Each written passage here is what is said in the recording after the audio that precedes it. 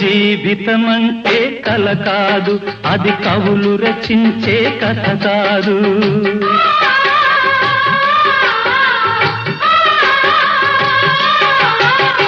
జీవితమంటే కల కాదు, అది కవులు రచించే కథ కాదు. కనుమరుగైనది సిరి కాదు, అది మనదని తలచుట సరికాదు. కుడి ఎడమైతే పొరపాటు లేదను నానుడి సత్యం కాదు, ఇది అందరికి అర్థం కాదు. ఓ